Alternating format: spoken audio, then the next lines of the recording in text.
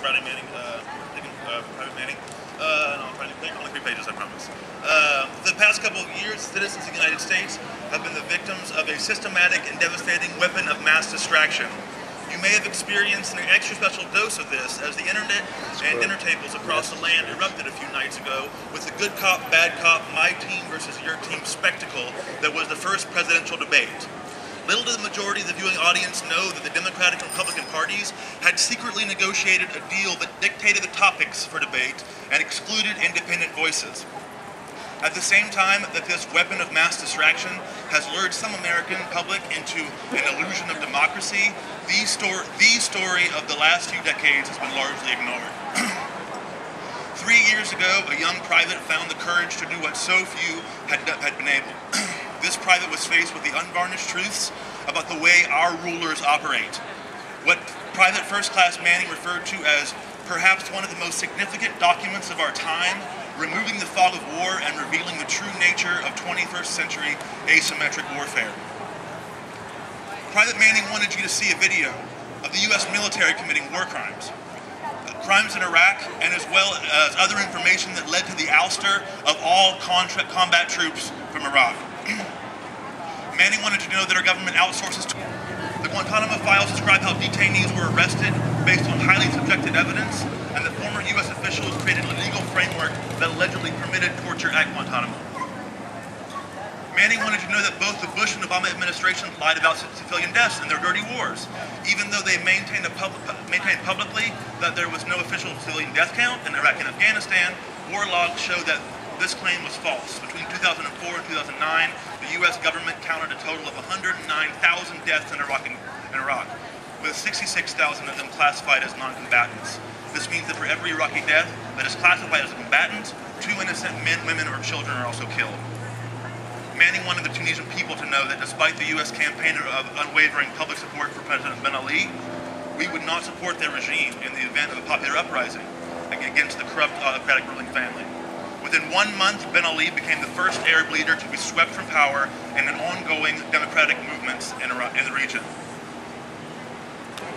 Melissa Barons.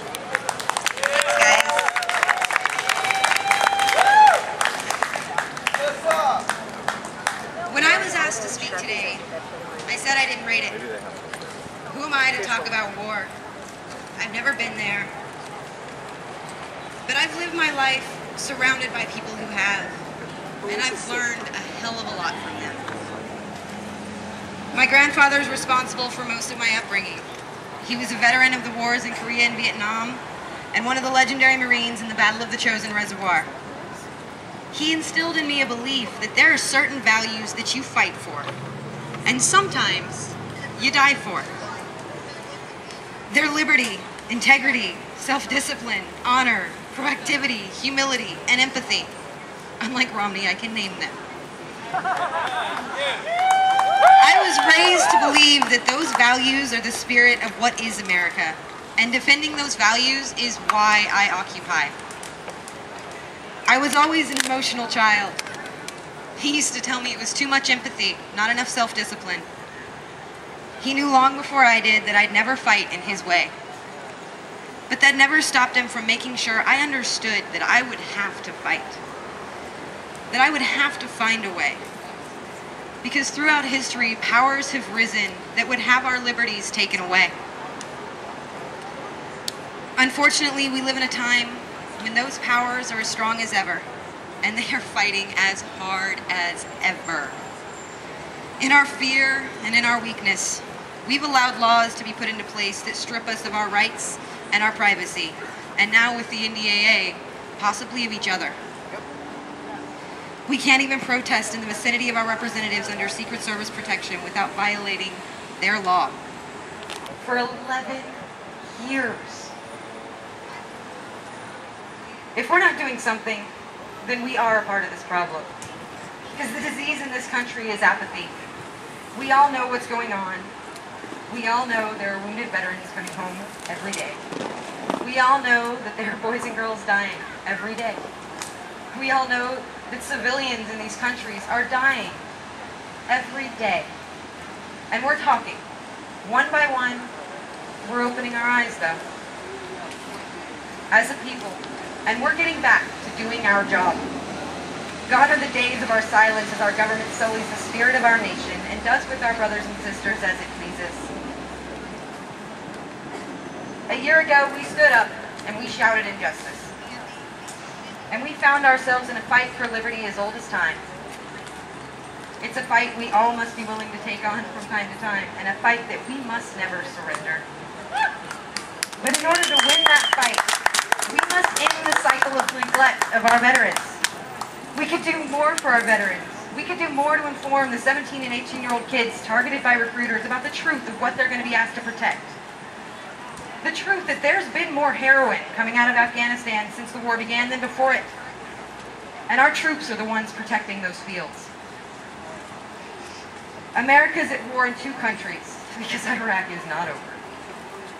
And what are we truly doing to stop it? What are we doing to support our veterans? Indeed, if not in word. We can do more, and we must do more.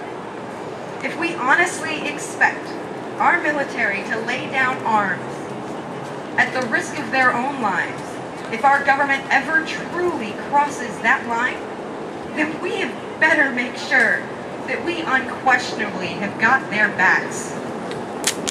We have to do our job. We have to peacefully resist oppression, civilly disobey unjust laws, and prove that we are committed to peacefully restoring the freedom that each of the men and women we're remembering today gave their lives, their bodies, and their minds to preserve.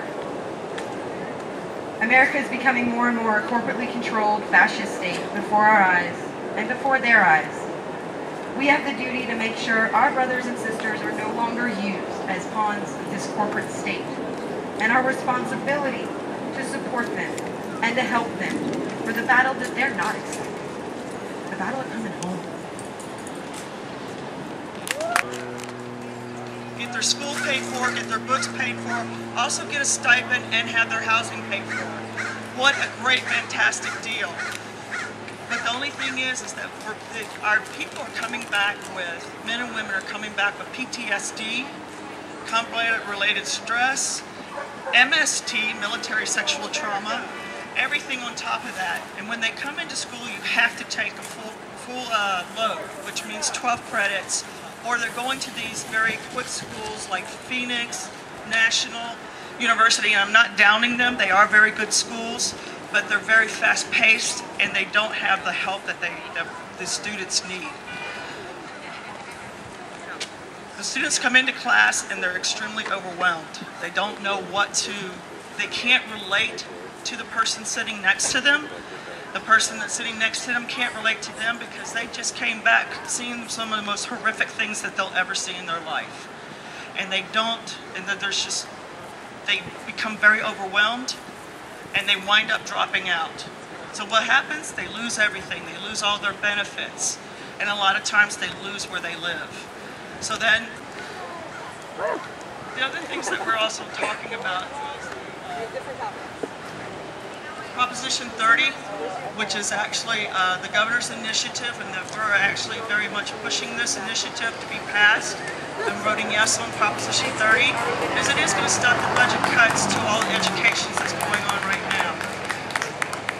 We need this desperately because we are also, as everyone knows, pretty much all the city colleges have been cut during the summer. That is another thing too, that all of these veterans that are coming back and that are using their benefits, during the summer they also lose this because they cannot go to summer school.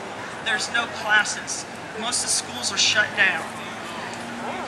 So passing Proposition 30 is a very, very huge and very important thing. So when it comes up to this, Martin and Carol and I, as mentioned before, right after 9/11, 3 days afterwards, we got together and said, we've got to do something because we know the shit's hitting the fan. And we called a meeting, and there were over 100 people at the first Coalition for Peace and Justice meeting. And we knew that the civil liberties of Arabs and Muslims was going to be hit really hard. And we knew that the war machine was going to be cranked up even more than it already was. And little did we know how bad it was going to be, the civil liberties, in the next 10 years of our lives. But it's been worse than anything we could have even imagined. And so I'm really thankful for the peace and justice community here in town. And thank you all for the work that you do. Out of that coalition came a committee called Education Not Arms Coalition, which is student, parent, and teacher activists trying to reduce the impact of military recruiters on high school campuses. Because as long as we have bodies to feed to the war machine, we will never stop the war machine. And students in high schools have no choices. They are funneled into these JROTC classes against their will, against the law. You need to get informed on what's going on in the high schools and the militarization of our educational system. And the Education Not Arms Coalition is still active, so check us out on the Project Yana website and see me afterwards if you're interested. But I also really felt compelled to talk about the moral issue of war, which is lost a lot when we get up here and we start to talk about war. And for me, I'll be damned if I'm going to only talk about how it affects us here at home, because every Afghani, every Iraqi, every Palestinian, every Syrian, every Bahraini, every victim of wars throughout history of this country is a human being at the same level of any other human being. And they are dying in the dozens, if not hundreds, for every one of us that dies. So we've got to stop this war machine, not just for our people, but for all people. And so I just want to remind us, I really want to remind us of our moral imperative and the fact that we are on the side of right. And we need to